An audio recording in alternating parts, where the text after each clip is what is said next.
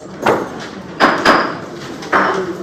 like to welcome everybody to the June 8th meeting of the Conestoga Valley Board of School Directors. We do not have any microphones tonight, just so everybody's aware. The storm decided to fly. Yeah, so everybody talk with the same volume I'm talking with right now, and we'll get along just fine. Anyway, welcome. Yeah, there's no greeting to anybody online because nobody's watching because it's not being broadcasted there either. So let's all stand and do the pledge together. I pledge allegiance to the flag of the United States of America and to the republic for which it stands, one nation, under God, indivisible, with liberty and justice for all.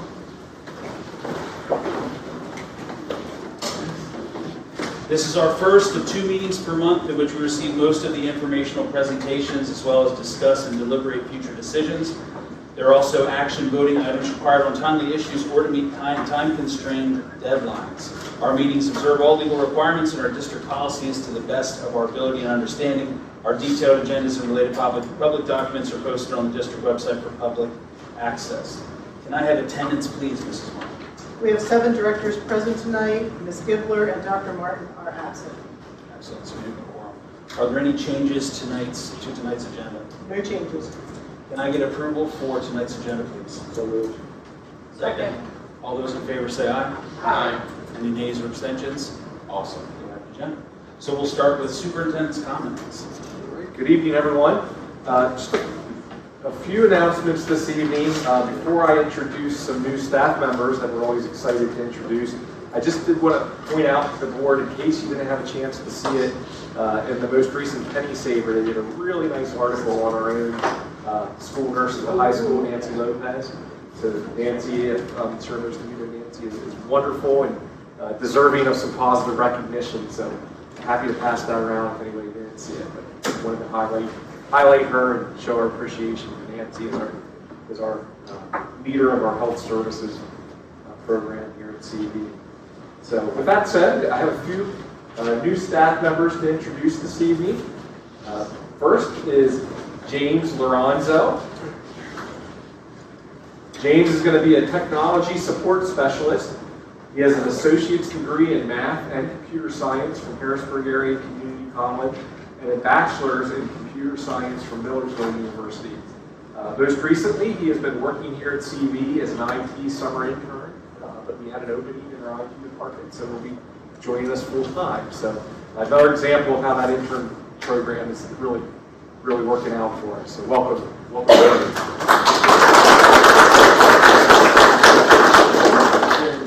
right. Next, we have Micah Brickner. Mike is going to be joining us as a 7th grade math teacher in middle school. Micah has a bachelor's degree of science in biblical studies and a master's of arts in ministry and leadership specialization from Indiana Wesleyan University.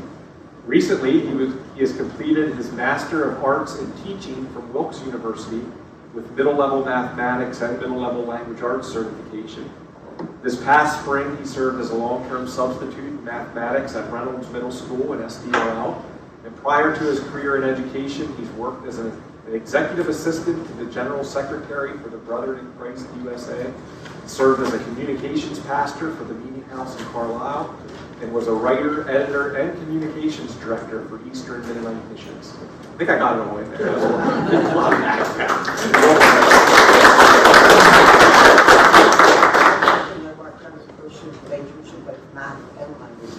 I'm about to ask Mr. Brickner. Right brain, your left brain, that's it. All right. Next we have Lena Pritt. Lena is joining us as a long-term substitute learning support teacher at the middle school. Lena graduated with a Bachelor's of Science in Early Childhood Education and Special Education in 2025 from Shippensburg University, where she was part of the Wood Honors College. Since graduating, she has been serving as a special education teacher in the Governor Mifflin School District. We're happy to have her here. Welcome. So we do have one more. I was supposed to do one more introduction tonight, but I don't see her here. So maybe her wires got crossed. But I'm not going to. If she's not here, I'm not going to read her bio. We will invite her to a meeting she is able to make it to. We did one more teacher who's on the agenda tonight to be approved for the middle school. So the middle school's been busy with hiring. That concludes my report. All right, thank you, Dr.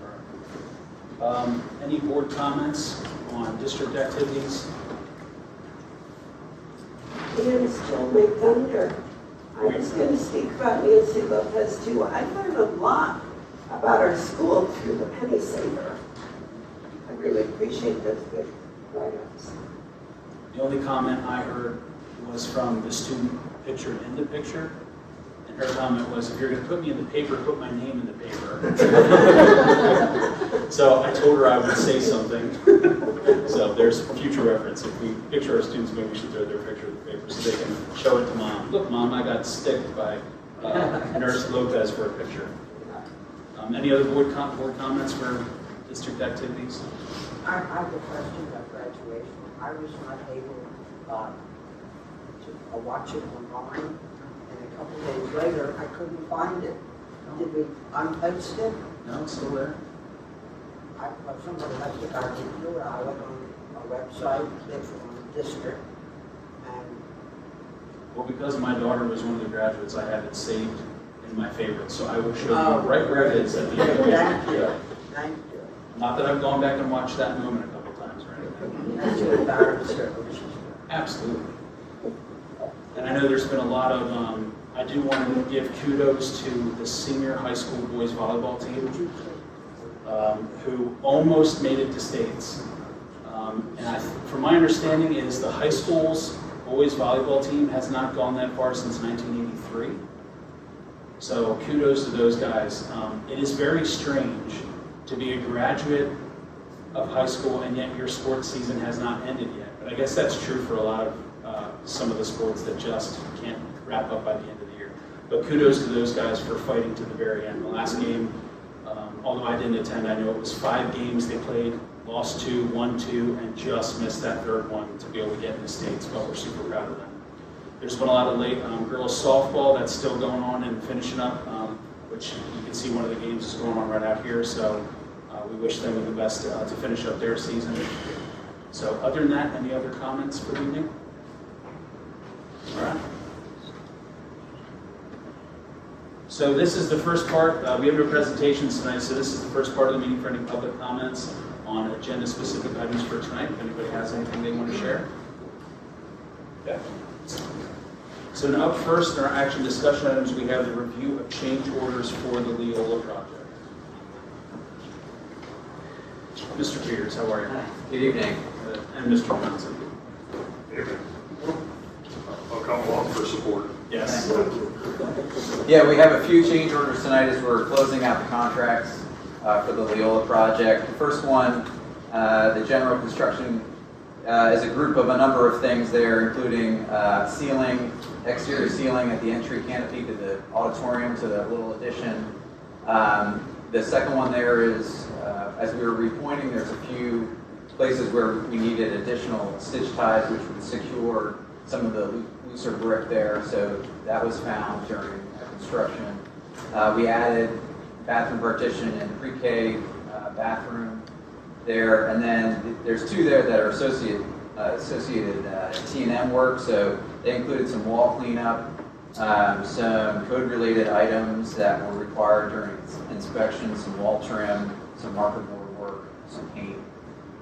So that, and all the backup was in there, so there's a number of things involved with that GC change order. And this is kind of an amalgamation over the past couple of months, trying to pull everything together as we're closing out their contract. Tom, can I ask one thing? This applies to all change orders. Are they all due to an oversight or a change or an improvement, or is it something that was missing originally? A lot of these were found to be existing conditions that were not, a lot of the items that were listed in there, like the miscellaneous T&M work, are existing conditions of walls or things that we found once something was removed. It's like, you know, it would be better if we did this as opposed to trying to paint over something that it's going to peel again.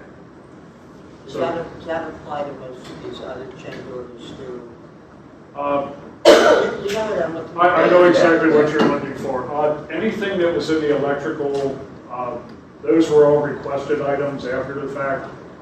I would say the majority of them are either requested or just found conditions that were not anticipated. Yeah. Nothing that was an omission or an error, I would say this time. And the other thing is, and as we go down through these, this one talks about the original contract, the 10 million, but the others only refer to their own contract. How much changed their contract? The GC one had the original contract, the 10 million, is that what you're referring to?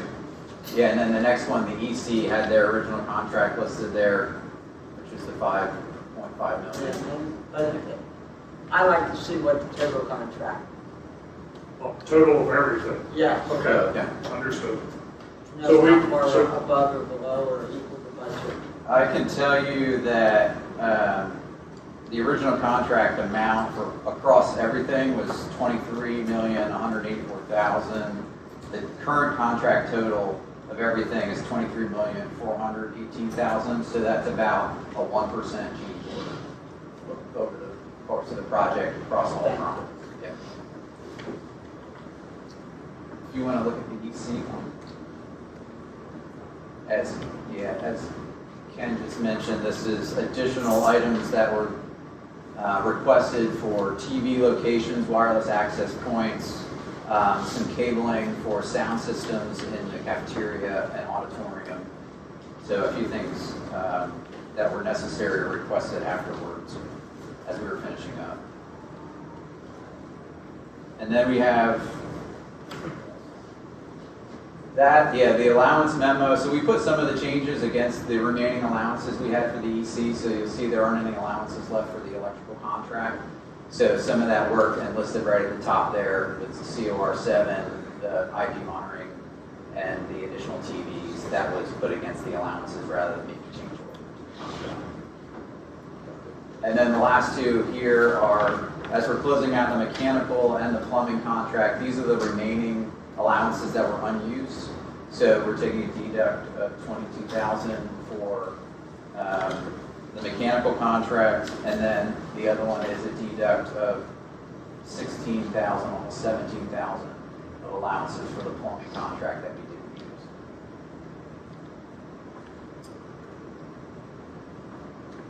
Are allowances applied across the board of each particular contract? Per contract, yes, per contract. So that's everything on the agenda tonight. Are there any questions? I have a personal thing. In fact, I just wrote a letter to the editor at Effort of Review.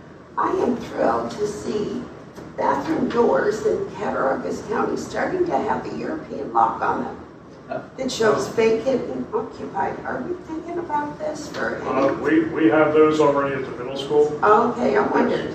yes. Great. Good job. The blind squirrel finds a nut every once in a while. So, any other questions for the change orders? And do we need to approve these? Yeah, They're already- next week's one. Yeah. Consent agenda, it's fine. Okay. Thank you. Thank you. Thank you.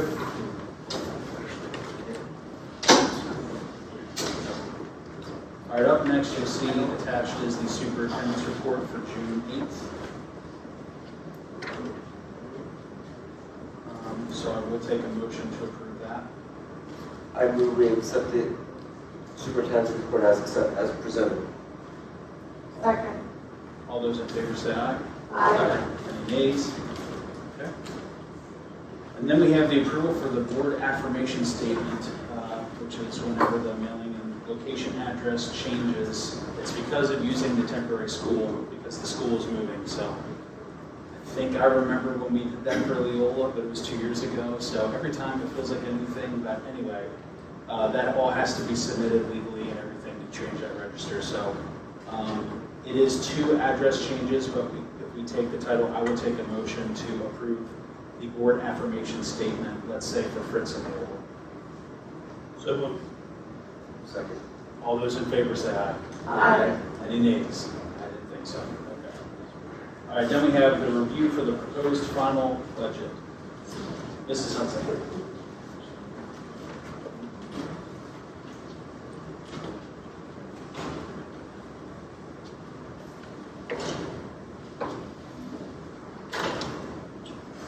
Hello. Just remind me if my voice fades out and you can't hear, but I'll try my best. Yes. So this being June 8th, this is our final review of the budget prior to next Monday, which is we're required to have the approval of the final budget for the 26-27 year. So I want to start first with where we are now for our 25-26 budget. For 25-26, we had budgeted a $1.2 million deficit, and I've updated our projections for 25-26.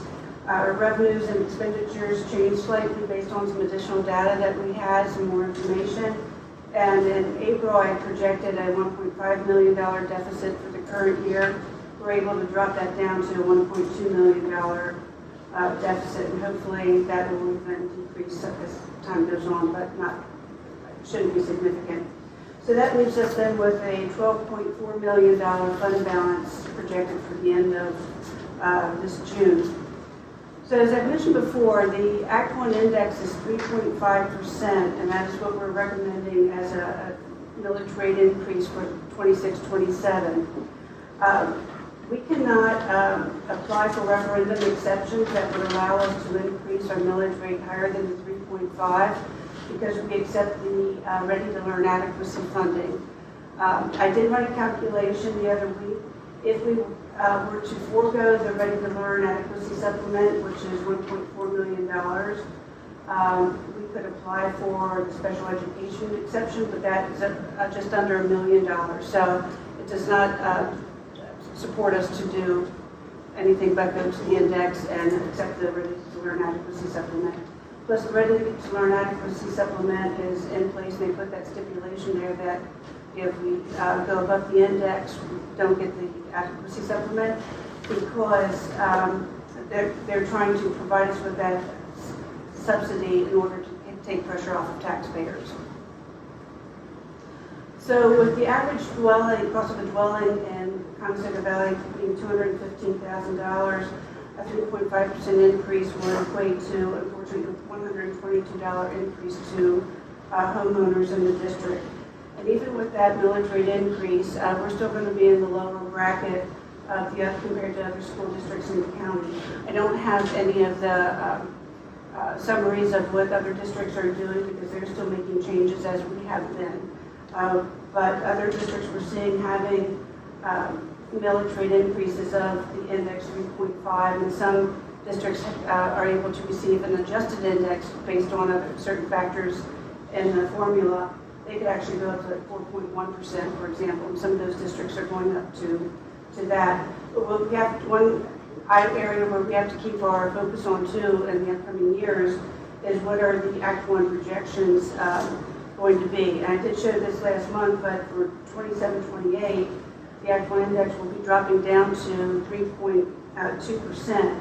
Now this index is calculated based on federal and state economic factors, so that can always change. It's something to keep in mind going forward because of the cost of electricity, fuel, inflation, tariffs. We could possibly see an adjustment, but we don't know.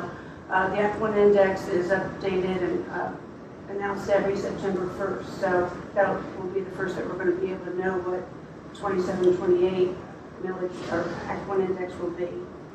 So on this schedule here, we're providing you with a comparison of approximately the last 10 years of what the Act 1 index is and then what our approved millage rate has been and the impact that we have to the taxpayer. So we have stayed under the Act 1 index since 2021, but prior to that, for 2019, 2020, 2018, 2019, we actually applied for the special education exception and were able to raise our millage rate higher than the index at that time.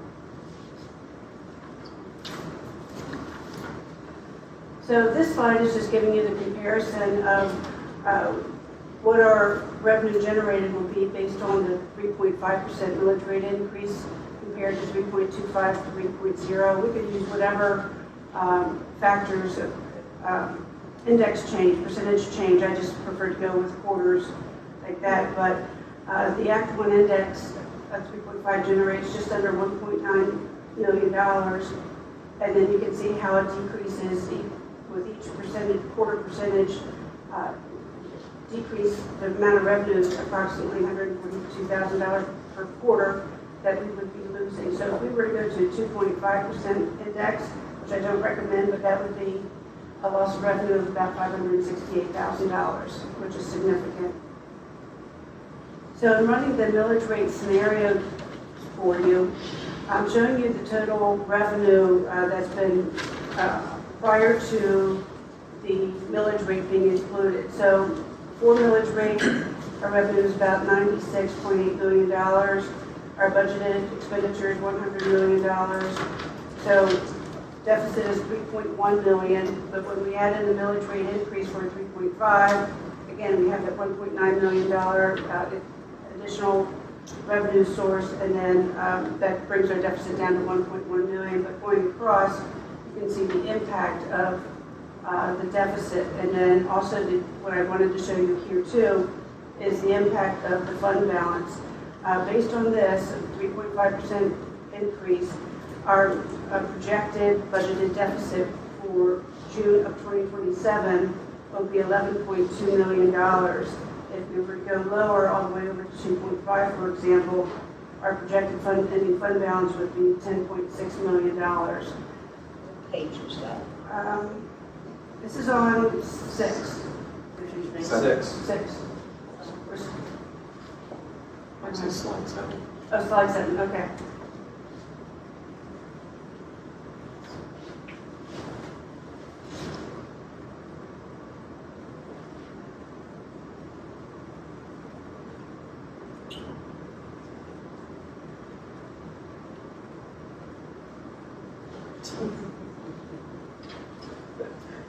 We're having fun. See if they can pull it up. See if it's here. There you go. Say it now. Okay, good, sure. Yeah, I was looking at one of the other attachments. So while I kind of have your attention on the projected fund balances, that's an important number to always be keeping our eye on. And there's a balancing act that we have to do with PDE. You don't want to fund balance too high while you're increasing the tax rates and going above the index, but you don't want your fund balance to become too low. And I think we're at a point where we had a pretty healthy fund balance. We brought it down, but we don't want to go really any lower than that. We're having some of the same challenges that other districts are having in the county. Healthcare is increasing, special education costs, salaries. Contracts are becoming very competitive, and obviously fuel and electricity are becoming extremely expensive. So that's just something that we've got to keep watching, is that fund balance. Quick general question. How do you put money into the fund balance? Like, is it just general overages, or it has to be specific? It can be just general overages, Which we don't have, but which we don't have. The one area that we might have an overage in revenue for next year could possibly be interest income, because I budgeted based on the Federal Reserve Bank reducing the interest rates. The Federal Reserve tends not to reduce the interest rates. In fact, will increase them when we're in an inflationary time. So since we're in that inflationary time, that might be able to generate us some extra revenue. It's just crystal ball time. nothing to rely on. Correct. And one of the challenges that we have a lot of times with budgeting is we wrap up a budget and then we're into the new year and there's something that totally unexpected happens. You've got an influx of students with special needs, and we have to provide their services. We want to support them the best that we can. It could be any other number of things, like this year too, with the electricity and fuel prices soaring as much as it has. So it's almost, when you're in the budget, you're almost, something comes up, it's not expected. That's why we have a fund balance, that's why we have budgetary reserves factored in, but you almost feel like you're playing catch-up too. For the state funding, so later on you show the pie chart and about 28% of the budget coming from the state. Is that assuming a flat state funding, or? That's assuming what the governor proposed that we're going to be getting. We're not having, it's a minimal increase for special education subsidy and also for basic education subsidy, but we're getting an additional $1.4 million now in the Ready to Learn Adequacy Supplement. So that pie chart is based on what we believe we're going to be getting, what the governor proposed. And compared to this year, it's slightly higher. Yes, yes. And don't I understand that the state sort of has a guideline for how much our surplus can be? There was a report that was issued by PDE several years ago, and they had selected a sample of school districts in the state. And this is published, you can find it on the internet. But they looked at the different school districts, they looked at their fund balances, they looked at their increase in the millage rates, did they apply for exceptions? And one thing PDE looks for is they don't want you to keep increasing your millage rate so high while you're getting a bigger surplus. But one train of thought would be, well, we have these upcoming renovation projects, construction projects. Why wouldn't we want to build a surplus to go towards there? But that's not the way they necessarily see it. So there isn't necessarily a cap on, there's no formula.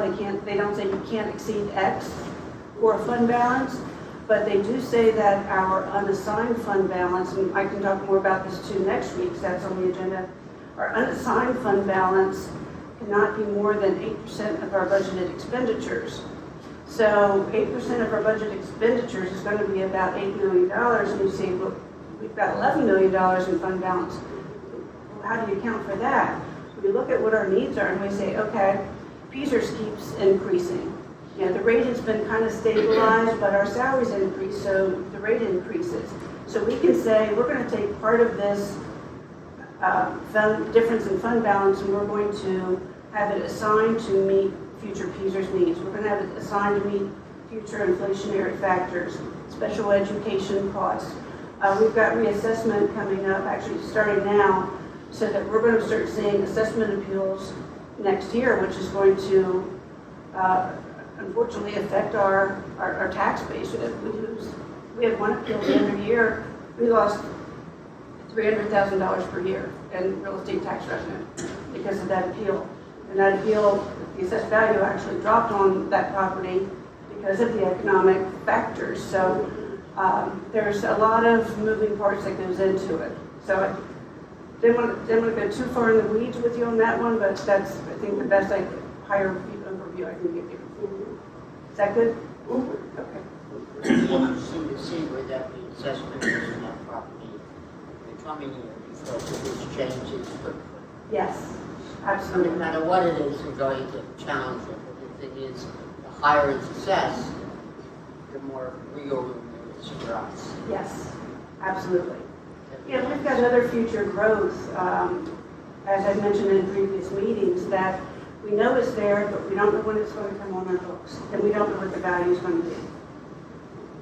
I think you'll find that, unlike most years with residences, you get a third day down, a third day thing, a third day up. But with what has happened to real estate prices, I think the number of our residents who are going to find the tax go up based on that is going to be not just a third. Yeah, they're going to be winners and losers. That's why I worry about our tax rate going up, but we know our assessment is going to be going up. But we rebalance our tax, our millage rate.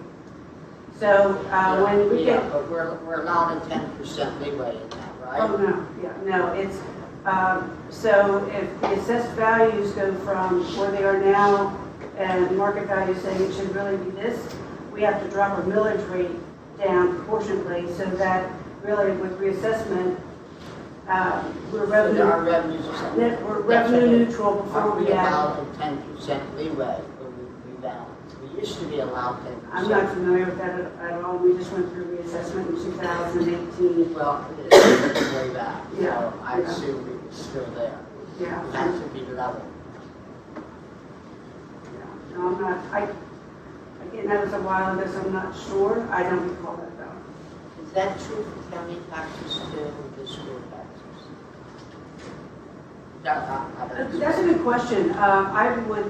Logic would make me say that it's the same rebalancing. I would think. That's why I say logic. Dream on, yeah. Okay. I just wondered, because I am concerned about that going up on top of our. Yeah. Yeah. I mean, it's kind of giving you a little history, some of the stories we've heard about reassessment. Like Lancaster County did not have reassessment for many, many years. So if you bought your house for $50,000 years ago, you're paying tax on that $50,000, whereas the people that are right next door to you, they just flipped that house and bought it, and now and their market value is $150,000. Well, that's not equitable. If you live in a house that hasn't changed hands for a couple of years, you might be thinking otherwise. So. But it also assumes that your ability to pay is based on the value of your house, Yes, which is not accurate. that's not either. it. You're right. I mean, you bought your house, 30, 40 years ago, or even less, your income did not go up as much as the value of your house. Right. But your taxes would go up. Yes. But Adele, one question too I have Sure. is, you mentioned when it comes to the fund balance, so the regulation is 8%. What you had said. So, That are unassigned, right. yes, cannot exceed So- budgeted expenditures. To know what kind of, and I'm assuming this would be helpful for the other board members to know too. So like, in that threshold, right, so if we keep everything where we're talking right now, we're looking at like 11.2 in our fund balance. What is the number that would make you very nervous at the least amount in that balance? Because I want to understand the threshold, Right. kind of like where we sit now. So, again, if you see where we're at, we're going to look at $11.2 million fund balance. I do not want to go lower than that. I really don't. We do have money from excesses years ago that we transferred into capital reserve. We had some very unexpected revenue sources. That was kind of a one-time deal. Put it in capital reserve. That balance is about $7 million. So that's what helps me sleep at night, is knowing that we've got that in capital reserve too. And we have some buildup in healthcare, which also is very important to have right now. Not much, about $2 million, but our healthcare costs are really, really skyrocketing. So it helps. Yes. So we're able to use some of those reserves, but we have to use them wisely. Can't be just a once and done, because like if you looked at the 5-year projections that I provided you with, those 3 Excel tabs, if you were to go to the expenditure tab and you looked at what our 25-26 budgeted healthcare number is versus what I projected, we went from like 6.9, forgive me, I might be wrong on that, up to 7.2 million. So we're already looking at being $300,000 over budget. And I just got some numbers the other week, and I'll be getting updated numbers on Wednesday, that we've just had some very high claims. We're self-funded. But that's why we also have a reserve account for healthcare. It's just specific for healthcare. Well, it's good to know how that, it's good to have that reminder of kind of how that works. Yes. The different buckets that are assigned, but they also act as some buffers to help us with things as needed. Yes. Yes. So just some extra peace of mind for us too, that I'd like to hear. If I know the numbers that are making you nervous, that tells me when I should be nervous. Okay, I'll let you know when you should be sleeping. So. Yeah. I'll let you know when I start. And then one last question was, when it comes to, it's a 2-part question. all the property that the district owns and everything, how does that, we don't pay property tax on it, No. right? So, when we look at 2 years from now, with a building that we're gonna be offloading, that will be a potential tax revenue as well. Yes. So we'll finally be able to make money off of a building that we've Yes. had in the district for a long time.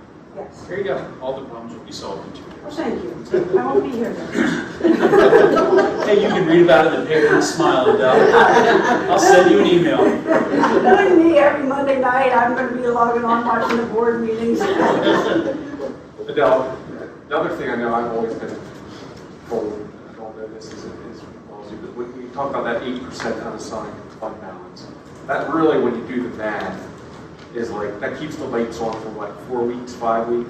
Yeah, Like, yes. like you think if you had a catastrophe, how long you can still pay it?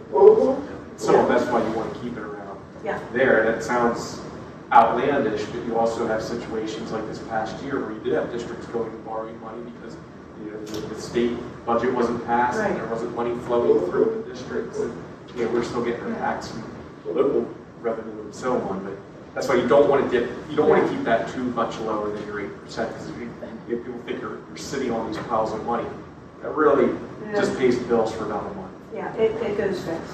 It goes fast, the money does. And again, that's one of our fortunate aspects here in CV, is that we have such a diverse tax base. There was a slide I had in last year's presentation that was based on a report by one of Todd's colleagues that said that CV has like the lowest percentage of homeowners, real estate tax revenue being generated by the property tax owners, homeowners. The rest is commercial and retail. So that helps us get through some of those rougher times, because when we don't get as much state revenue as some of the other districts that are more in a impoverished state, that they get more state revenue and less real estate tax revenue. So they're ones that are going to the bank first to start borrowing. The part of this that would keep me up at night is the fact that those line items that are increasing the fastest, special ed and so forth, are growing faster Yes. than what we are allowed to raise taxes, even though we're raising taxes beyond what I feel is fair. Right. It won't catch up. Now, what's going on? How do we fix it? With our back to the wall, we are forced to talk about cutting programs. There's nothing left. When the expenses go up faster Correct. than what, and the index is coming down, Mhm. and we're not getting all that extra special ed and so forth, Right. especially special ed. That's It's growing yeah. by leaps and bounds.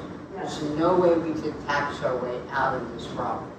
So one of the fortunate aspects about our district is that we have some significant growth that's occurring that'll help us. Again, the unknown, we don't know when or how much. What we've done, and actually, do you mind if I jump ahead a little bit?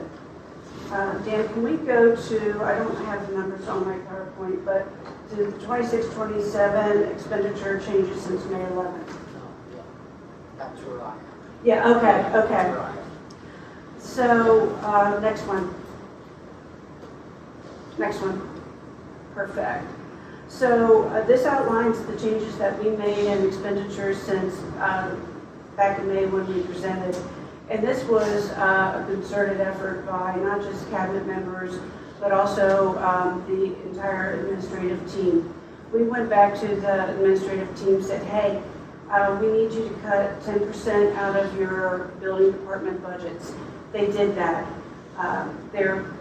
We look at certain programs that we really think we wanted, but we can, forego it for another year, or maybe we can cut down on it, or be creative and come up with another a way to maintain the program, but at a lesser cost.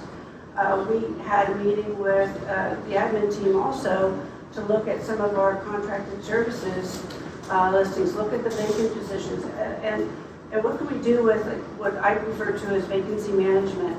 If you haven't had this contracted services position filled all year, you made it, you got through without it, then it's telling us that in times like this, we can do without it. It might be very painful, we might have some bumps in the road during the year, might have to relook at it, but can't we be a little more creative when we have to be in looking at these situations, looking at these positions? It's the same with even any other CV staff position. If there's a vacancy, yeah, we might have to fill it. We have to. There's no doubt about it. But is there a way that we can restructure a position so that we don't need to fill that vacancy, but still provide the students with the educational program that they deserve? And now is the time to start doing these things. If we wait until it catches up to us, This is it'll the be time. really painful. This is the time that we really have to keep our foot on the brakes with the spending. I was gonna say, okay, doomsday, we cut all the programs, we cut all the staff, we still can't make our budget, then what do we do? Like, you can cut, but then if you keep having to cut because you didn't do the revenue coming in, eventually you're gonna run out of cuts to make. So, like, Armageddon happens, Yeah. what do we do in the district? If all the retail stores closed because everything went on online, yeah. It's going to catch up to us. Yeah, we don't want it to catch up to us, but ultimately, a good example is COVID. That was an excellent example, and I can remember hours and hours of Zoom meetings of going through the budget, and we're cutting even, as you will all recall, I'm sure, library books. We were cutting everything possible that we could, and we still had a large deficit. Again, that was a different time, and it took us a while to recover. But doomsday comes, we cut as much as we have to, and we get together and be creative. And try to think of different scenarios, different ways of. I'm sure we wouldn't be the only. We wouldn't be the only one. 499 others. Yeah. There That's will the be. point. When this happens to us, we will not be allowed. If you- It's statewide. And I don't know how loud you have to yell. The legislature's override, they're the only place, of course, to yell. Yeah, for example, if you've been keeping up on some of the LNP articles, and I do that when I can't sleep at 4 in the morning, but I look at what the other districts are having reported about their millage rate increases. We're not the only ones that are budgeting a deficit right now. There are some that have higher deficits than we do. But we're trying to fix that situation. The sooner we fix it, the better. But all the districts are going into what I would, generalization, sorry, I should have said all districts. There are districts like us that are going into a structural deficit. Again, because the contracts are very high because we're competing against each other to get the best teacher. We want the best teachers for our programs. So hopefully there will be no doomsday. If we get to the point where we do the library, what we did back then, I'll be pounding on every table. Well, I know you will be. I haven't forgotten that. Yeah, most of you don't know that they voluntarily cut half their budget, and then we cut the other half. It was not a happy week. Yeah. And those were rough times. So if we can jump back just for a second, I guess if we can go back to the 26-27 capital projects, yes, there. So I mentioned this to you back in April. This hasn't changed. These were some capital projects that we're pulling. 2 of them we're pulling out of the budget. We're going to keep some improvements to the annex in the budget for about just under $200,000. $450,000 is coming out of the capital reserve fund for a high school rail gym floor replacement, which is occurring now. Everybody's going to be happy to have that finished. That was actually approved, I think it was last year, but we had to get air conditioning installed in the gym before we could have the floor replaced, so that's what postponed it. But the big item there is the $3.1 million coming out of the future construction fund, replacing 2 high school chillers and a roof renovation and replacement. We did apply for the public school facility improvement grant for those 2 particular items. I just got notification last week that they reviewed our application and they're moving it forward. The notification of award probably won't be till September, so we don't know how much, if anything, that we'll receive, but fingers crossed. Okay. And what does the transfer to capital reserve fund mean? It means that Ken Johnson had originally budgeted it in his budget. I removed it from his budget, and we're just going to have it being taken out. It's not a physical transfer, other than we had originally we're going to spend the cost here, now we're going to take it out of here. So special education proposal, I think you're familiar with this, but Robin Hum has been evaluating student needs for incoming students and seeing the need for creating 2 additional new autistic support classrooms. That is not put it this way, from my perspective of looking at budgets, it's not like we're adding a program. What we're doing is, yes, we're adding a program, but it's preventing us from having to place students in outside placements, which can be a lot more expensive. So we're trying to anticipate this increase in cost by handling it internally, which will cost less and hopefully have an excellent process in place, program in place. And then with staffing, so at the beginning of the budget process, Dr. Hartman issued a statement to the administrative staff that we really do not want to entertain new staffing requests because we saw what was coming. We saw where 25, 26 was going to be. It was going to be rough. We had some other budget freezes in place at the time too. So we said no staffing requests unless it was required by law due to caseloads. Now, the positions that I just mentioned over in the special education proposal, I don't consider that staffing because, again, that's a program to help eliminate or minimize any other cost increases by avoiding placements in outside facilities. And again, here too, I'm talking about the vacancy management when we can look at any vacancies and find a way to restructure and possibly not replace that person. Can I just add something to that? Yes, please. Just so everybody's aware, we're not, when we throw out words like cutting positions and stuff like that, I get a little, but I think the vacancy management component is critical, and just, we've shared previously, like, as a district, our enrollment is down fairly significant over the last 10 years, down 15% over 10 years. But I don't think we can look at that blanket like that means we can reduce staff. That's real. We have an increase in need in things, in special programs, and special education, and so on. So I think what we've done a nice job of this year, our team has, looking at when a position vacates through natural attrition, how do we best move forward with that position? We're not looking to get rid of it, but maybe we don't need as many regular ed positions anymore because of our decrease in enrollment, but because that we have increasing special ed numbers, we replace that position with a special ed position or so on. That's how we've been able to creatively look at like these special ed staffing proposals where we've netted a few positions this year in our favor by going through that process of vacancy management. So I just wanted to Some of the staff management juggling and changing, it's been obvious in the superintendent's report. When we see teachers from transfer to full vacancy. That's appreciated. Absolutely.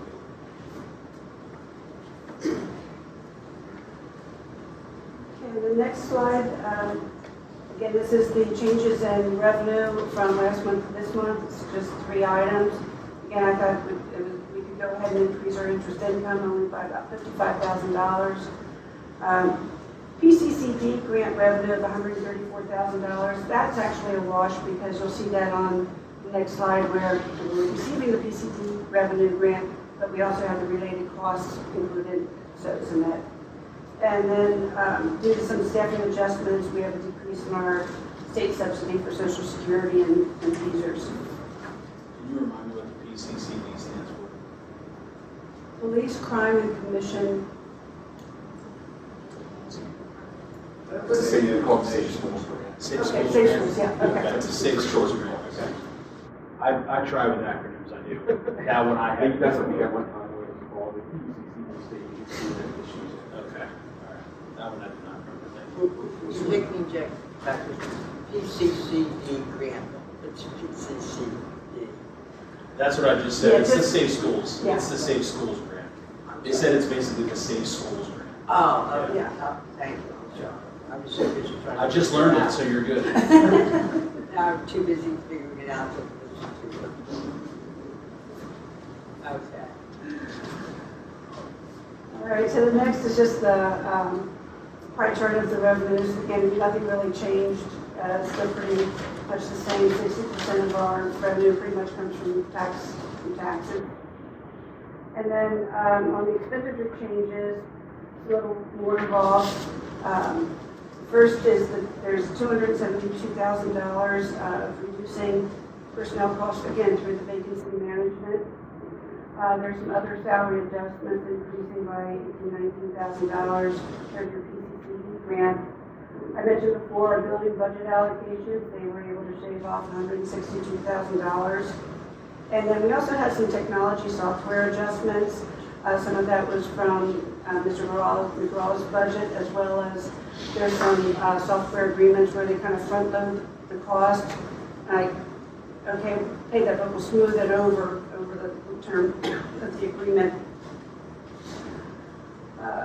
Contracted services, that is again an adjustment that we made looking at, I'll call it the fill rate for some of our contracted services that you're not always 100% filled.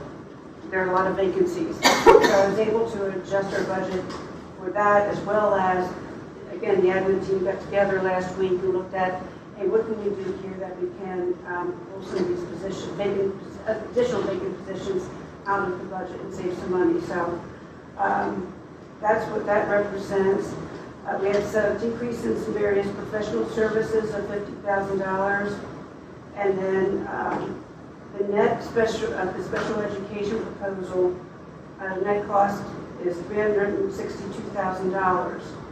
I have $250,000 below that as a reduction, and that's because in meeting with Dr. Hum, we looked at current number of placements in our IU program and what she anticipates that placements in our current IU program will be. She's seeing a decrease in those placements, some of which I'm not saying that necessarily is because of her special ed proposal, but there are placements elsewhere that we've already accounted for in the budget. So workers' comp, property liability, we just got those numbers in last week. And then a reduction of $40,000 that's related to the stormwater management fee based on recent legislation. I read where that ruling is being challenged. You see it on LFE, I think? Yeah, I was reading that this morning a little bit. That is, Some municipality that has a lot of tax-free. yeah. So I don't know if that ruling will stay or if they'll demand that it be adjusted for some. Yeah, that could very well happen. But we won't see the money really until that's decided. Yeah, the money that we would be getting refunded would be for the first quarter of 2026, as we have not paid the second quarter. I don't think we've gotten a bill yet for the second quarter. Are we expecting a refund somewhere going on? Yes, for the first quarter. Yes. Of 2026. Yeah, I'm not going to dance about that quite yet. Not either, but fingers crossed. Where I like mine also reviews. I think everybody would. So all of those adjustments there to expenditures total $773,000, bringing our expenditures down to $100 million. Some of these changes did affect our expenditures pie graph, but I want to point out too that, and we've said it before, I know that you know this, 62% of our general budget expenditures are salaries and employee benefits alone. And a majority of our expenditures really are contractual in nature. You have to pay salaries, you have to pay transportation, other areas in our debt service. So looking at the summary page for this, with budgeted revenues, including 3.5% rate increase, $98.8 million. Budgeted expenditures, $100 million. Deficit of $1.1 million. Our goal is to try to get under $1.1 million, but we're fairly close, bringing again down a fund balance of $11,242,000 at the end of the 26-27 fiscal year. So, kind of in answer to questions before, what do we do? What do we do now to fix the problem? We already know we've got to keep being creative. We've got to just go through a cultural change too, and just try to brainstorm on ideas, look at new programs, look at innovations. But it's important to focus again and again on the fund balance number, and then fix what we can now, because I think we will have some benefits going forward, but it's going to be a little painful. Some of the programs that were cut early on, student services had a program that was put off, technology level.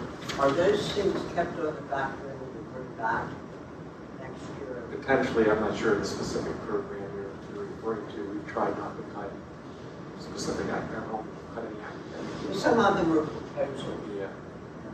They weren't in last year's budget, and that would be in this year's. So Yeah, I mean, like with the special ed proposal, for example, we decided we scaled back on some of the emphasis for that. That was Dr. Ham, right? Yeah, that's the one I was talking about. Yeah, so, we're still the big ones, we're adding the based on our compliance and caseload limits, we didn't want to scale back on like the AS classrooms, but some of the other asks in there, we thought we could hold on for a year. And I think having a way to strategically move forward, enhance a program like special education, sometimes you can't help it. If there's a movement of a lot of students that need the services, we're going to provide it. We can't help it that there's a big adjustment. We want to have some budgetary reserves built into our expenditures, but we also want to be very strategic and forward-looking, like Dr. Hum has been saying, hey, this is what's coming. These are some options of what we can do, and be very strategic and phase it into the budget. So we added this amount for the proposal. Next year we'll revisit. Can we add the second layer and then the third layer? But it's too difficult for us to absorb a large increase all at once. But I think being strategic like she's been is going to be very important and helpful.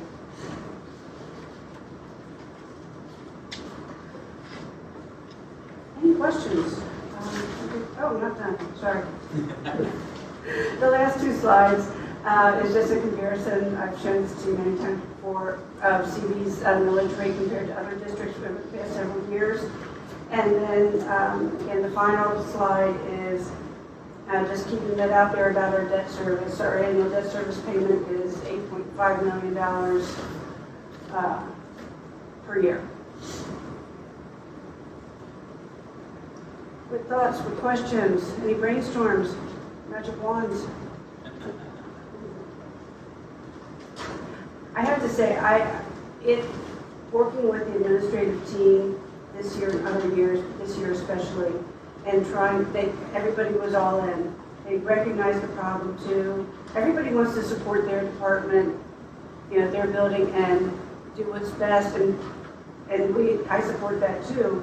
But they also recognize we're coming to the table, we're going to help, and we're going to try to make this work. And actually, not try to make, they want to make it work. So a lot of appreciative help and support from them. Thanks for that for sure, because that is the one piece when we look at that expenditure changes piece you put together. When you see 162 plus thousand in voting and department budget allocations, if you broke that 1 inch down by little category and stuff, all the little tiny scripts and saves from so many people just to make up that number. Yes. I know we definitely appreciate that everybody kind of was trying to find ways to just cut back. We sit back and evaluate, well, I didn't use this that much, so okay, we can eliminate that. We really don't need it, we can adjust. Especially when you consider the fact that if The reason for the special education proposal is because we were out of compliance. So that was not an optional change we had to do anyway, but to be able to scale that back and look at things the way they did so we can be brought into compliance, that's a lot of work right there. So I appreciate how much work has gone into it just to try to keep us to this level. Yeah, and Dr. Hartman too has played an integral role in brainstorming this. And some of what you have here is information we didn't hope to see earlier. In other years we did. This year has been very mixed up. We didn't do a preliminary budget. We haven't for a couple of years. Yeah. Since we But also- yet we say in the budget information that we're required to approve a preliminary budget in February. So it's like, In the budget calendar, there are two sections to the budget calendar. One is Yeah. if we opt out of Act 1, and the other is if we stay. And I think I have 2 tabs on that budget calendar. So that, but in the discussion, Oh, yeah. there's that statement. What I'd like to suggest, if I could do that now, is I think between now and when we start in a few months, next year's budget, and we can do this in executive session because it's considered training. I think we need to sit down with the board and anyone that will have new on the board then, and your office, to make sure you know what we want to see. yes. There was and even in some of the information we got later, kept using the preliminary budget Well, and the proposed budget interchangeably, which is confusing after the fact. well, especially So but I since, think if we sit down and go over this as a board, yeah. and your department, if we know what it is we need to see as we go along. And I understand that the month that you missed didn't help. That didn't help. I was so sick. Don't do that again. I was so good. I hadn't been sick for a long time. And I Well, just that's dropped it, it. that's your quota. Yeah, okay, good, I'll take that. Yeah, and Would you I, be open to that? A good sit-down Yeah, session yeah. where we, and I think it would be a good discussion just in general for, you know, what additional information are you looking for? I'm so ingrained in this, I could, you know, I know it inside and out, and, you know, the preliminary budget, you and I, you know, I think, oh, this is the first budget that you're gonna see, and you're thinking Act 1. yeah, but I remember in previous years voting on a preliminary, seeing a preliminary Yes. budget. Yeah, I think this year became very confusing. okay. Yeah, we can work on that, certainly. Always hate to That be on the needs to same be page. fair and true. Yeah. Well, I always think there's questions for budget every year it comes up, just because it's one of the main areas that we're supposed to govern, and yet it comes in hot and heavy, and we get blasted with everything, and then we don't touch it again for a while, Yeah. and we get consumed with other stuff, and then it comes back, and we're like, oh yeah, and you have to try to switch gears.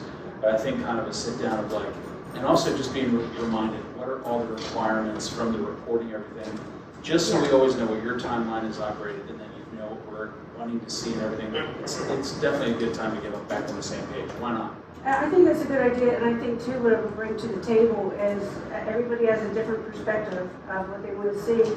We might start brainstorming and just having a whole, you know, additional analysis that will be very helpful and maybe in different formats too.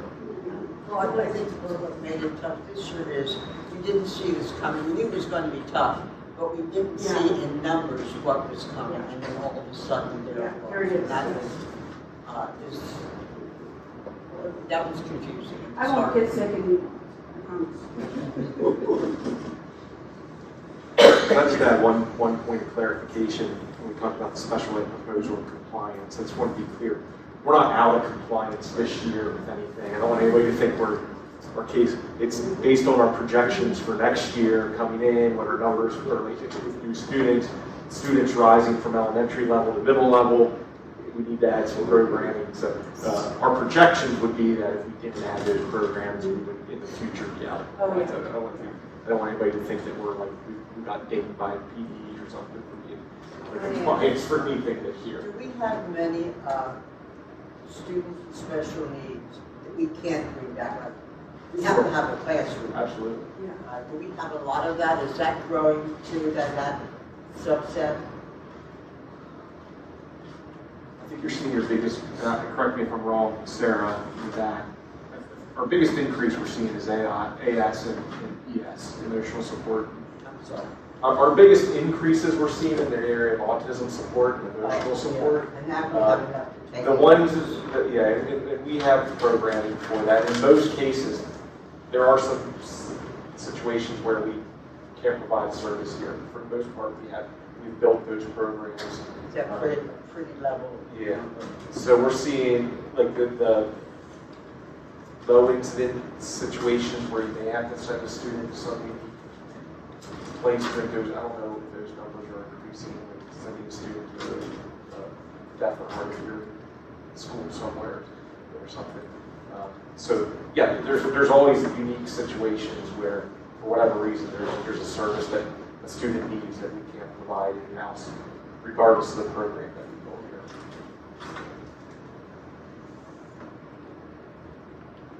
Anything else? You're wonderful as always. Thank you. Now I gotta pay you $50 because I paid Phil $50 last month. I haven't gotten it yet. Oops. Thank you all very much. I'll see you next week. Thank you. Thanks.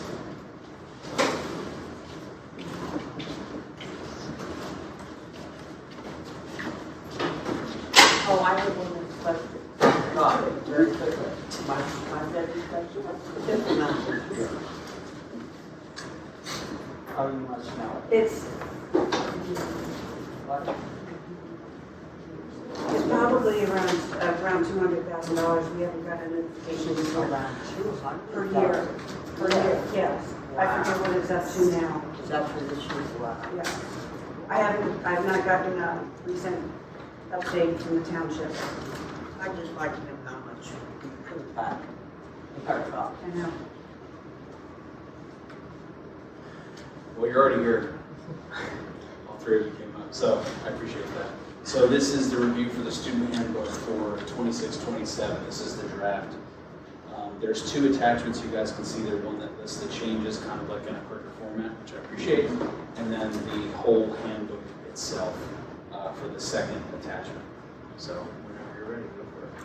We're just going to hit the highlights for you, and then if you have specific questions, we're here to answer them along the way. So every year, the three of us with Dr. Hartman take a look at the different areas. We go out, we talk to the principals, directors, anybody associated with those areas, and we say, what's happened in the past year, what updates do we need? So you're looking at the list. There were not any major significant changes this year. So the first piece that we always do is we look at any new school board policies that have been adopted, and we make sure that if the policy says it, our handbook reflects it. So that was step one. We might each go through our different departments. We make sure that the policies align. For our MTSS section, as you know, our work with Mrs. Strasburg, we've been really deepening those systems. We've been diving much more deeply into the processes and procedures. So we just made some slight changes to the wording there to reflect where the district is at this year with our MTSS work.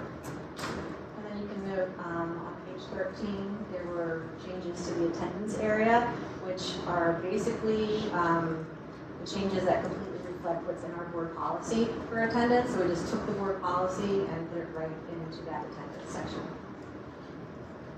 The next section, page 20, focuses on career development, the work that Mrs. Upton is doing, and the continuation of all that work in the areas of work experience, internships, CTC, and so forth.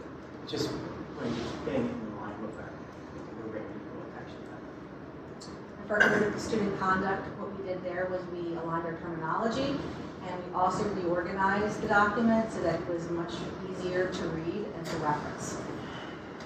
For the harassment and Title IX section, our new HR director, Amy Pierce, really did a deep dive into all of the state and federal guidance in those two areas. Again, lined it up to our board policy. So you do see a lot of clarification in that section. There's a lot of red there. It's really updating and making sure that the legal terminology reflects how we actually handle these different concerns and complaints in the district. So that we feel is really strongly aligned now.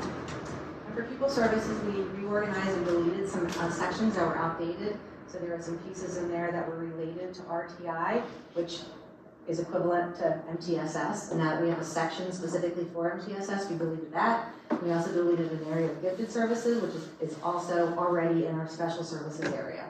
So we made those changes.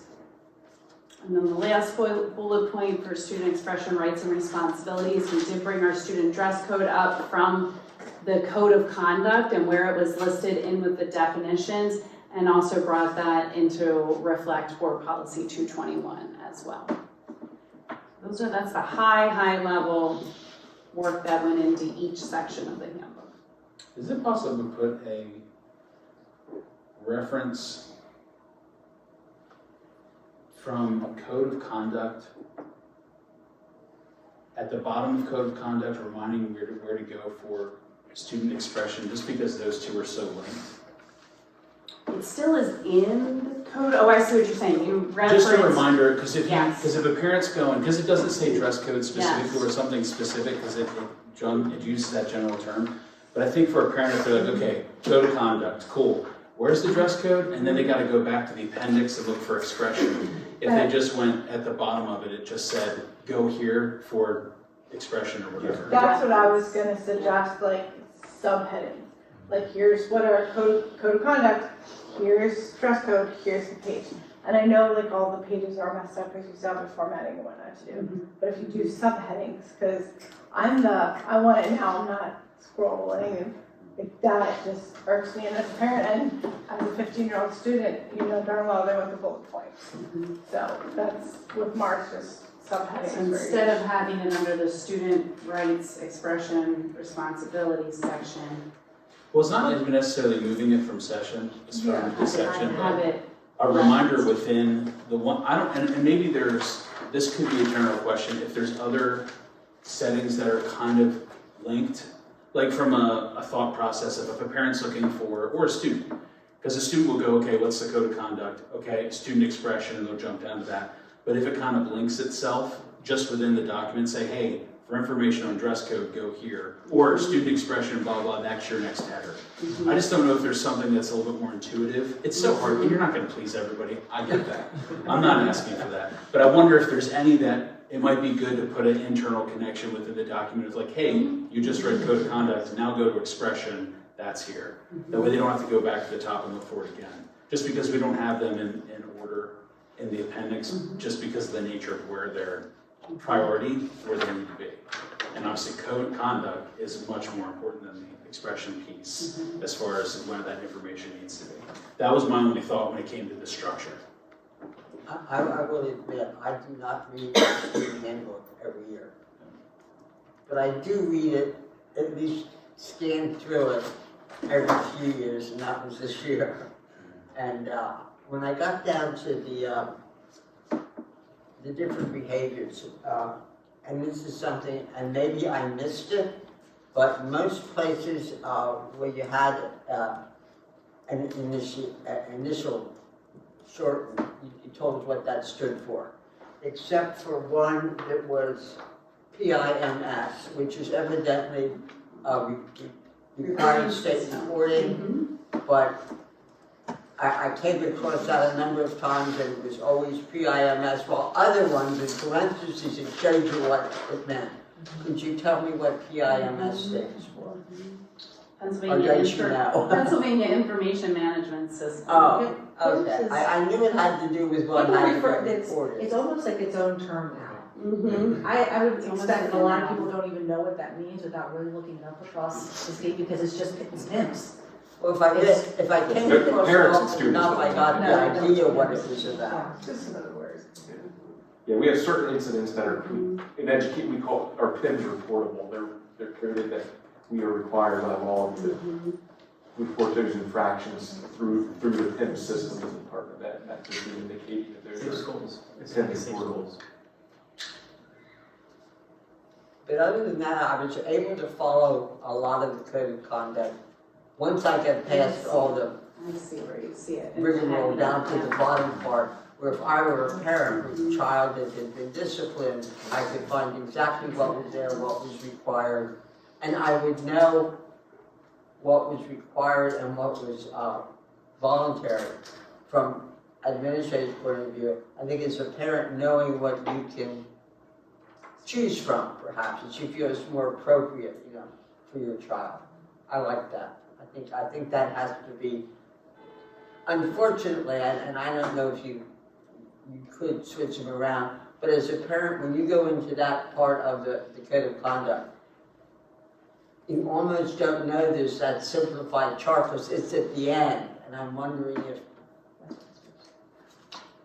you have to wait to a lot that you really don't want to bother with until you finally get to, this is what I need to know, or maybe it should be its own table of content listing, so a parent can find it, because we know what they're looking for when they go in there. I remember a discussion that we had before when we started talking about this, that was so gigantic and so overwhelming, the request was to have it at the end. Yeah. Because it's almost like an index of references. Yeah, that's to sort of its different- own simplified guide to discipline. And parents need to know where to find that easily without, because quite frankly, at one point I was ready to stop reading. And then there it was. It has to be easier to find, because So you interesting know what enough, they're looking for. Connect that. kind of what, yeah, so that one actually is connected in your opening, because it says, the Code of Conduct student is comprised of two sections, the K-12 operational definitions, Appendix A with a link, internal document link, and then Appendix B. So you do actually have the link in the top of that will drop you down there. So that one had that internal link I was looking for just to connect some of the other ones. So I do appreciate that being there. And I remember when we simplified that. Oh, yeah. It definitely made a big difference. Because it just, again, short and sweet. If you do this, this is what's gonna happen. Nobody misses it, no one screws it up. Well, people still do it, but they don't, it's clear, which is what we're looking for, some clarity. Yeah. Well, this could have come up at a better time. So I'm looking at all these things and I'm seeing, I see hoods here, right? That's to allow student space in the mirrors to be visible on staff. So when I did the tour with Dr. Hartman at the middle school, my son had a hood on and I couldn't even see his face. So all this stuff is fantastic, but if it's not going to be enforced at the administrative level, then we need to see what's going on with that. I have heard concerns, especially at the middle school and the high school, of dress code not necessarily being followed. I don't know how much, like I said, all this is going to help if it's not being enforced. I think midriff should be on here as well. I'm looking at the middle school, at Reynolds Middle School, from May 20th on their Facebook page, and they have no exposed midriffs to be permitted. Students must cover the midriff on all sides. I don't see that anywhere in here. And my other concern is clothing that has attachments to it. My concern is it's a safety issue. Somebody has a chain or whatever it is, someone grabs it, could hurt somebody, could use it against someone. I think that's a safety issue. I don't think we should have attachments to our clothing. But again, at the end of the day, if it's not going to be enforced, then I don't know. I mean, my own son literally had a hoodie on that was covered, to use my own son as an example. And I had to tell him to remove it. While his teacher teaches English. Yeah, but how do you know the teacher didn't do that like 5 minutes before? Do what? Tell them to take it off. How do you know that? How do I know that? Yeah. Because Could you my wear it? son because my son would have taken it off if he was told by the teacher. I mean, and if they know we're coming, right? It's not a I don't think you secret. can just say it's not being enforced. Because I'm hearing it from several different places, and when you start to hear it over and over again, then it starts to build. And the stores are all the same. So either we need to take a look at it from a different perspective as a board, and maybe I've asked for a request to speak to the administration and those buildings to see if these are concerned. The only reason why I necessarily bring up the hoodie thing is because it was my own child. So, and then if it's not being addressed, then that's when the board needs to could potentially look at something policy-wise related. Because I just want to make sure that what I'm hearing is either factual or non-factual. And I could look at this red stuff all day and say, hey, but if it's nothing's happening, what's the point? Well, I think we start with, if I can cut in, I think if the conversation is about what's not in there that any board members feel needs to be added, that's the start of the conversation. Like you mentioned, where is that section again? I just had it and I scrolled past it. What page is that on? Page 54. 54. Okay, thank you. I have it. I literally closed, I broke the server because I was scrolling too fast trying to find it. So 54, you said? Yeah. Okay, I was trying to get back to the word that while you're scrolling, so I apologize. No, that's fine. So the question, so there's two questions that come to mind when we talk about this. One is, what are we hearing? Because when the board talks about, this is what I'm hearing, then we should talk about specifics, like what are we actually hearing, and from who? Because I know Dr. Hartman does his own investigation with the cabinet team and asks them, hey, how often are you having to discipline stuff that's not in here? And we know that the hoodie says, must allow the face to be visible and not interfere with, oh wait, yeah. Face and ears to be visible. They're allowed to wear hats or hoodies. Well, yeah, I don't know whether we're gonna have. I didn't know that. It is allowed, Yeah, but the and it's been person to there for a while. discuss this with is the principal. That's why I requested. Yeah, and basically, I remember times when this board spent half a meeting discussing the dress code, which isn't our job. So basically what we said, the principal was, what you're proposing here, can you enforce it? And he said yes, and we figured fine. But at that time, one of the principals said exactly what you're saying. The people that enforce the dress code are the teachers. And if teachers don't like what it says, or if it takes till the end of the day, when the student is sent to the office for a dress code violation, he got away with, Right. half the day. That's an administrative issue. Right. Okay. And unless there's something in there or missing that we want to recommend you put in, that's as far as the board should be going with dress code. Well, that's why I said the recommended things that I said here. Yeah, because right now hats and hoodies are allowed.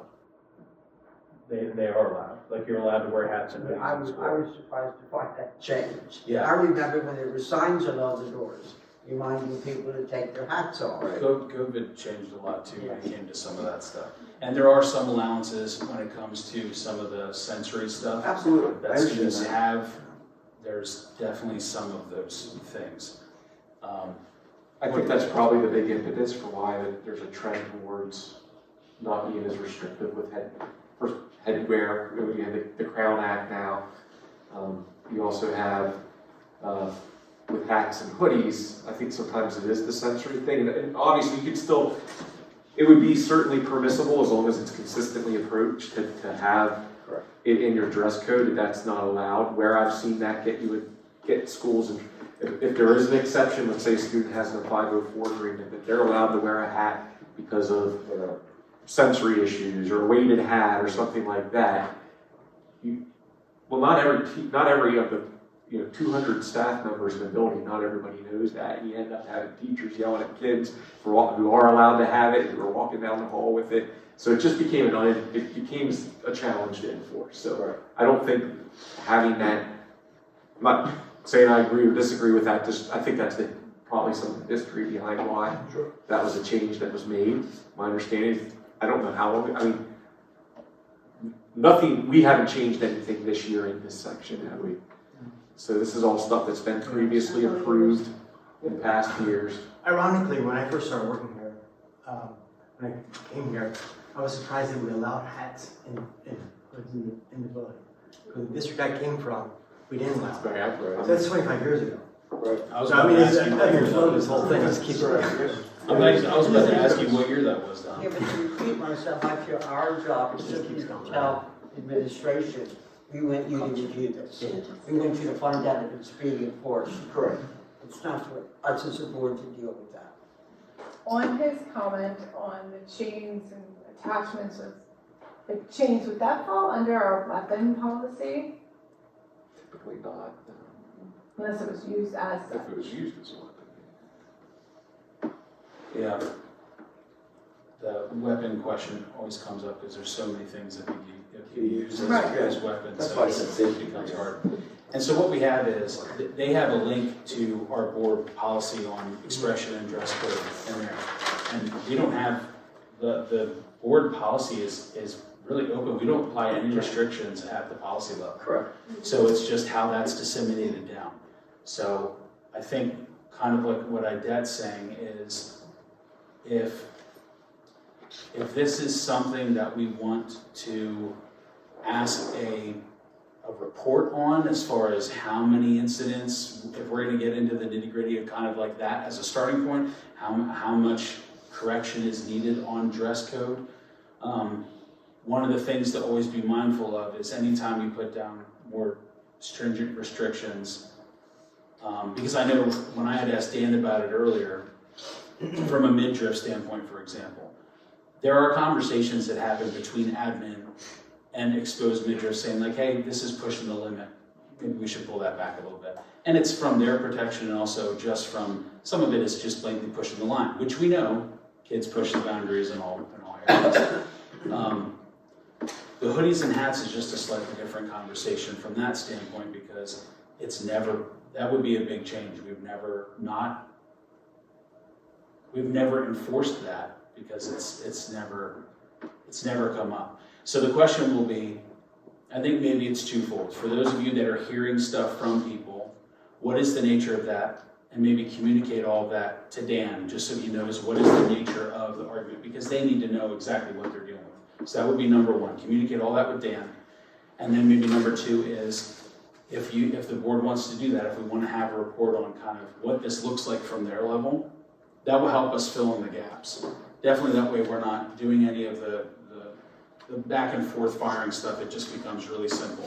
If it's something we need to change in policy, that's something we can address. Right. If it's is this being, I keep forgetting that word, enforced. Thank you. I was going to say disciplined, and that's like, if that guy was still here that majored in math and grammar, it would be correct. Exactly. But if it's being enforced, what does that look like? Right. From their perspective, high school, middle school, right?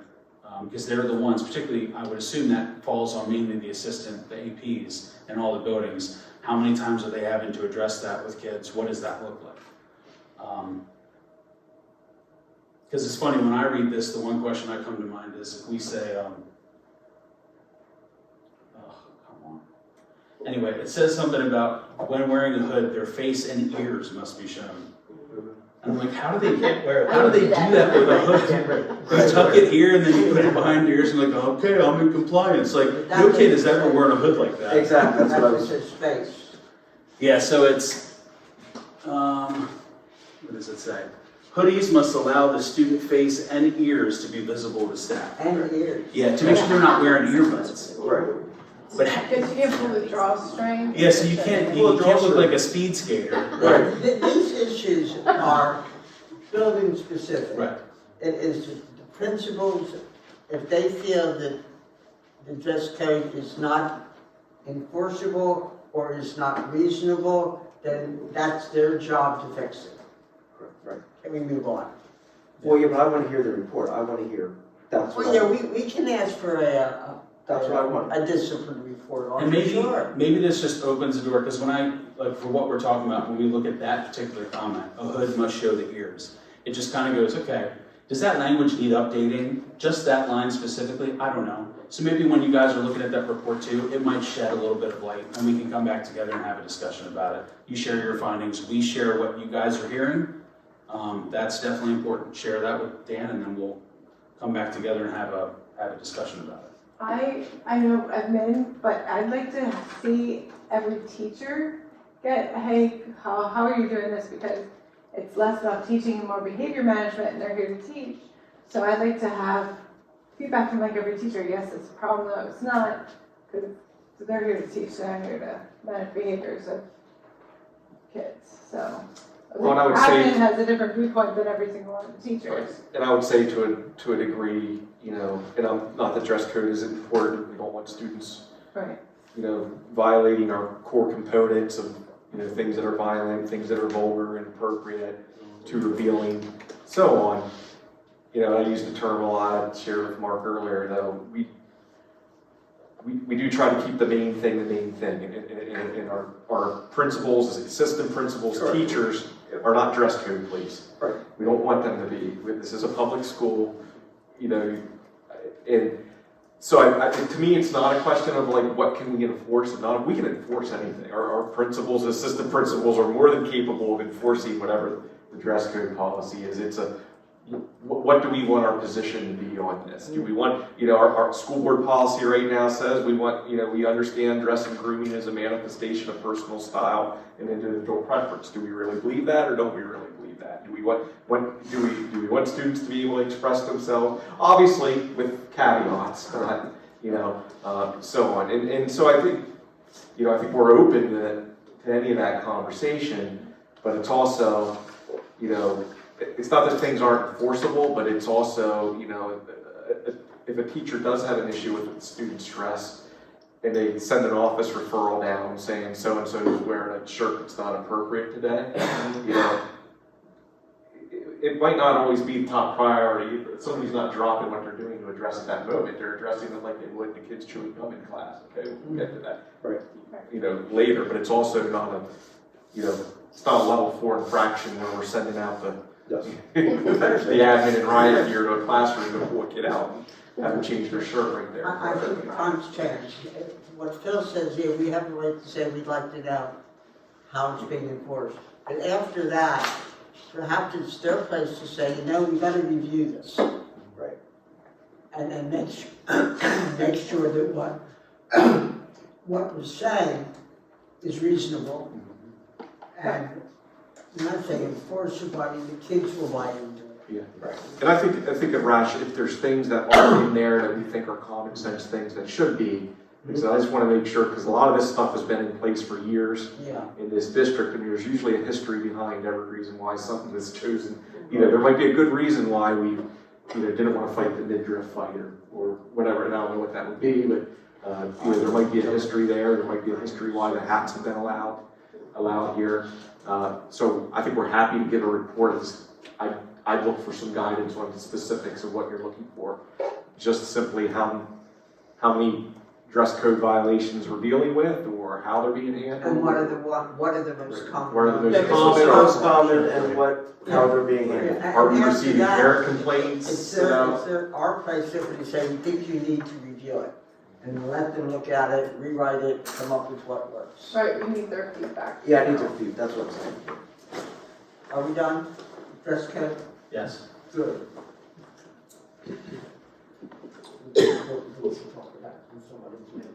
I'm just not clear, are we taking the handbook off the consent agenda for next week then? We're not gonna vote on the entire handbook? I just wanna be clear on what the expectation is. I don't see why we can't. Yeah, I don't. If we were talking about one specific issue that we'd like reviewed, that doesn't mean this gets trashed right now. Yeah. What is that, remind me of what that timeline looks like with the handbook, because we approve it. It needs to be board approved by the beginning of the school year. Right. We could Mark looked at it toy in July, it, but if you think this, if you think the direction is going to be school board policy change, That's different. that's going to be a little bit longer of a process, right? So we could, and there have been other things that policy has changed, so we've had to change something in our handbook, and we can do that. We can notify parents of that. If that's the one area that we think is going to hang up approval of the handbook, I don't know. They can update the dress code anytime during the year. And then we would give a notification to parents that this is has changed. Doesn't this have to get to the printers? I'm not necessarily looking for policy change at this point. I'm just looking to make sure that what I'm being told is either right or wrong and getting in information. That's what I'm looking for. Let's leave it on. Let's leave it on. And we've made changes to the handbook that we just done Right. notification. And if there's changes to policy that need to make, then we'll make policy changes as if the majority of the board agrees with that. I'm assuming this is digital. Yeah, we don't send it to us. We'll PDF it, we'll make a PDF put on. I wouldn't Yeah, if we were printing a copy for everybody, I'd be like, Adele, can you add that to our game expenditures? There's our Not budget print handbook savings for right everybody? there. Yeah. How much money in paper would that save us? I'm glad we don't do pretty copies anymore. Yeah. Okay, so yeah, let's leave that. That's what I'm. All right, so we are at Thank you. F. So F is the admin review of policy 918, which is Title I parent, caregiver, and family engagement.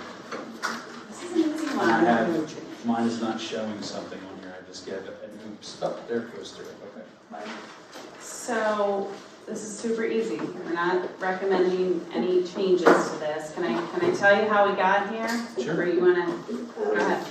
Remind me what Title I is. Yes, okay. So Title I is our federal funding that we get each year from the federal government, and is specific to improving your academic programs at your school. It correlates to the percentage of students who qualify for free and reduced lunch. And so one of the big requirements of that money is that you're involving families in your school program. And so it requires schools to put some extra efforts into making sure that families have a say, families understand what's happening. And so every year, we bring together teams from all of our schools that get Title I funds. We have families, we have almost 35 different families in here. And every year we review this policy and we look at, are there any major changes? Is there anything we think needs to be clarified? And this is a year that Conestoga Valley is on the cyclical monitoring, so we're due for monitoring with all of our federal programs this year. So we definitely wanted to make sure we did a full review and we made sure that the board had eyes on it as well. So last year they did recommend some changes and we actually did approve updates, just to some terminology and different verbiage in the policy. This year, the group felt like the policy as is has been effective in helping to provide that guidance to schools. So they are not recommending any changes, but we're still going to put it on the policy review process because we're going to be monitored and we want to make sure that we have the most up-to-date review with the stakeholders and with the school board as well. Any questions on that specifically? It's pretty cut and dry. Cool, thanks, Joe. You got it. And then we have the review of the CBSD educator effectiveness. Yep, so this document comes up periodically. With the summary of changes. The summary of changes is great, yeah. This document comes up periodically for stakeholders to review, and then we bring it to the board. So Act 13 is the part of our school code that tells us how we evaluate our teachers, how we evaluate our school counselors, our school psychologists, our principals, very specific groups of educators that get evaluated under Act 13. Then what we get to do at the district level is take that language in school code and say, okay, how do we make this work on a day-to-day basis? What's our plan? So there's some local decisions that we get to make in order to implement the school code. So the last time, those of you who were on the board in the 2023 school year, that was the very first time we had just gone through a major legislative change to how we evaluate teachers. That was the initial plan. This spring, we put together a group, you can see the list in the plan, of really diverse teaching staff, educators, administrators who get evaluated on this plan. And we did a review of the plan. It was really just a positive experience. Each of the educators on the team actually went out and got feedback from other educators at their school. Other educators, the counselors went out and talked to other counselors, and they brought back really good feedback. For the most part, the changes that you're looking at are really minor. There's some wording here and there. There was an idea to add this sentence so there's clarity. The really strong productive outcomes from this work group were on the professional learning side of things.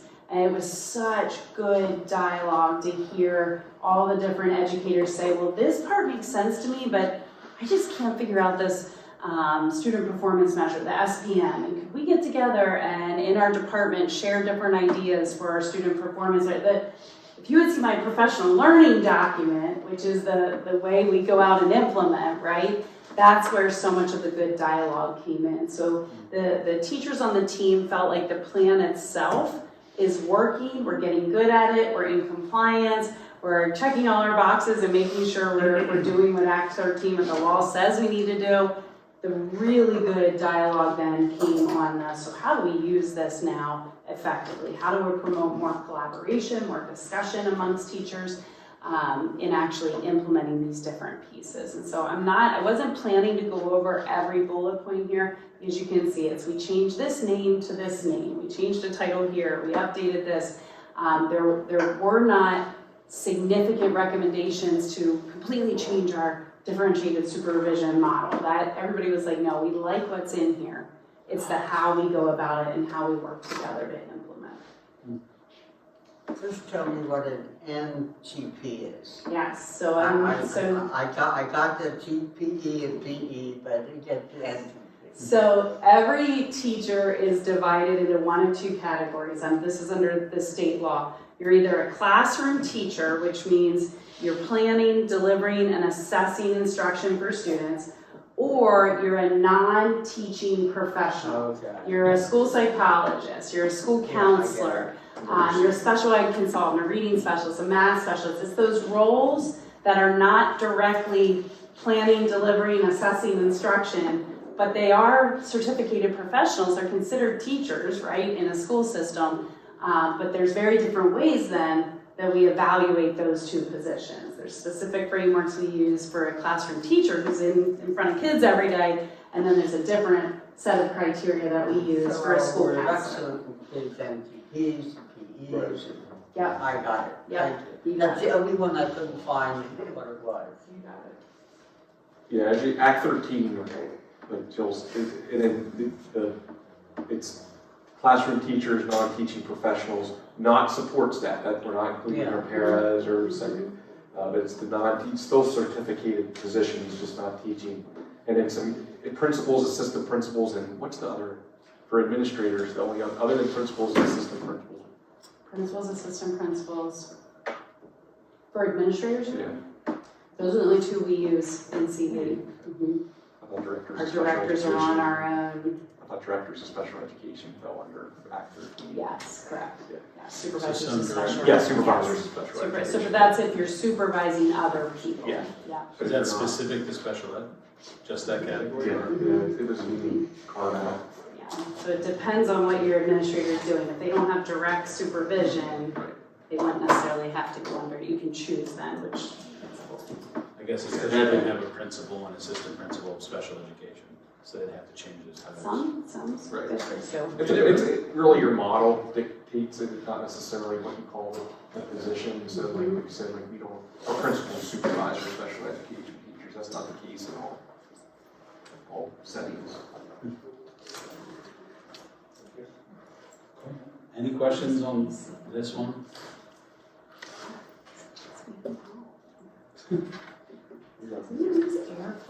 I don't know. They're wondering if the storm fried the AC too at the time. Or messed up there or something. Yeah, that's all good. Okay. So this will go on for approval next week. For the consent agenda. Yep. Awesome, thank you.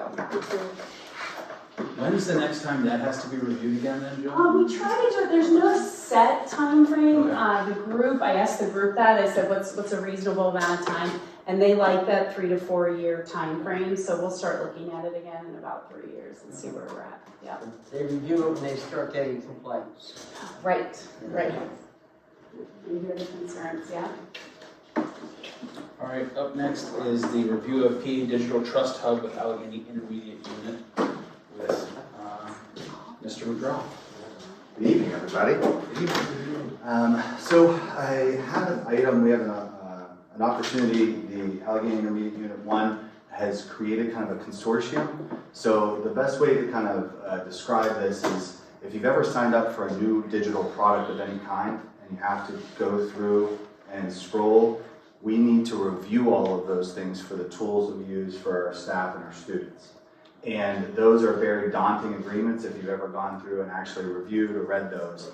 And we're looking for specific things on how is that vendor going to treat the data that's generated by the student or the staff member and what are they going to use with that? You know, we're concerned with, are they going to try to sell it? How are they monetizing? So there's a term in technology called freemium, where sometimes they're offering a product for free, but they have these tiers, and some of the ways that those companies have chosen to generate revenue is to take that data and sell it.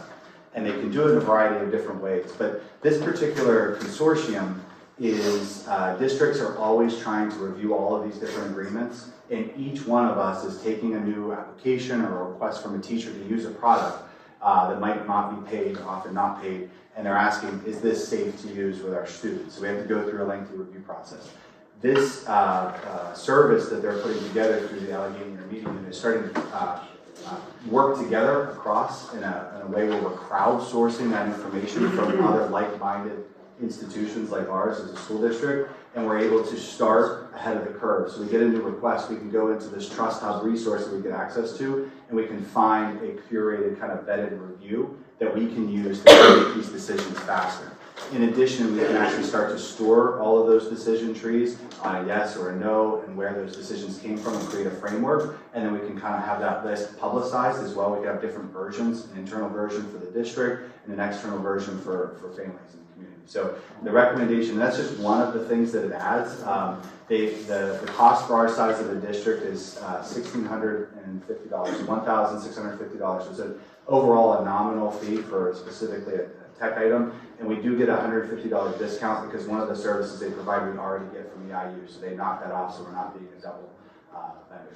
There's some other very nerdy cybersecurity things I could talk about with you if you'd like me to. So I'm happy to answer any questions, but I'll be putting this forward to the consent agenda next time, or next week. Then I will start a discussion, at least with me, to start with if you've ever. Oh, have you ever? No. Understood. Whatever it is, I've never.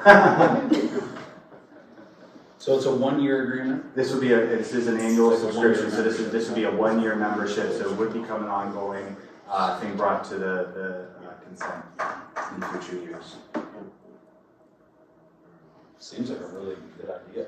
I'm very excited about it, and having the districts work together. There's a piece to it where IU13 is having, so there's two different other ways where there are services that we also work with, and there are data privacy or data processing agreements that we can get with those organizations, and we could actually add on specific things that we might want to those, and other districts are starting to work together and been working with other IU13 colleagues as well on this. So it's us working smarter, not harder, in this type of effort and aligning a lot of our resources. It's just getting overwhelming with the amount of requests and the lengths of these documents and the amount of tools and things like that to manage. So this will be very helpful for our team.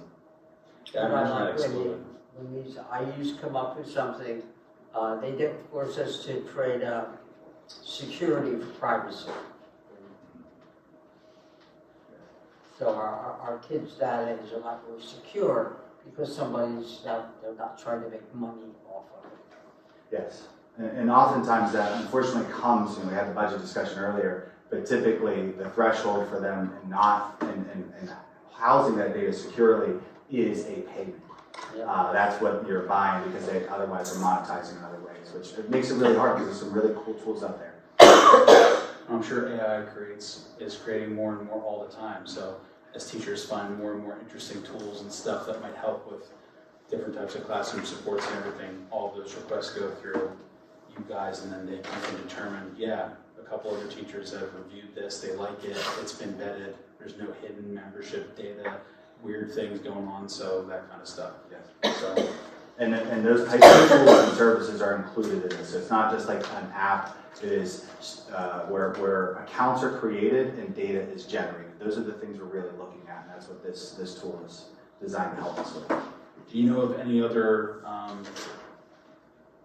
because Allegheny Intermediate Unit, are there any other local schools in our area that you know are also attached to this? So I actually was introduced to this at Tech Talk Live. It's a local nerd conference that we go to, education nerd conference that we go to here at IU13, and we actually had a session with them, and it was kind of a partnership, and each IU is kind of finding their niche and different things that they're doing. And this was actually from their CTO, who was actually spearheading this, because he's like, there's so much time being wasted from people rehashing the same work over and over, And so if we could take this tool and someone else takes this tool and we can put all of our resources together. They also have some really helpful rubrics that'll help guide some of these decisions. We can bring some more people in the district to help these, because a lot of times these funnel through the technology office when they are more of a kind of a curricular instructional decision. The reason they're coming to us is because it's not on, and they want access, and we're the keys to that gate. But otherwise, that's how that's going. So this will help us with those conversations as well. So there were several other districts asking about the membership and some of the different things at that session. Well, if the nerd conference ever turns into like dress as your favorite Lord of the Rings character, please take It's not that. That's the level of nerd I go to. The tech stuff I'll leave to you. Is there any other questions? I begin with. Yeah, no other questions? You guys good for that? That seems pretty self-explanatory. Thank you very much. Appreciate So that'll it. be on consent. Consent for next week, yes.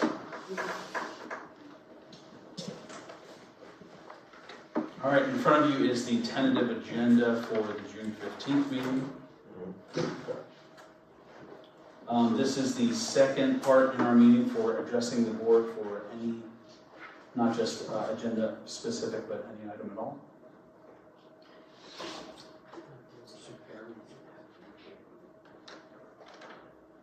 Well, actually, yeah, because of the accident, we heard chatter that there might be some parents coming, but I think that they know there's not a whole lot. There's action. We're addressing. Yeah, absolutely. Any other board initiatives, announcements? I have one up. Again, I usually do my PSBA report the second meeting, but legislature is finally in session to actually decide on the budget. So PSBA has come up with a resolution. What I'll do is I'll ask Marilyn to post it so you can see it and decide if you want to endorse it or not. Okay. Since you want to do advocacy, I'm going to bring every one of these resolutions they put out there. Yep, that's good. Unless you want to make a trip to Harrisburg. Prefer not to. All right, then I will take a motion to move to executive session for a safety presentation, confidential safety presentation, and also to discuss our board retreat. So moved. All those in favor say aye. Aye. All right, thank you.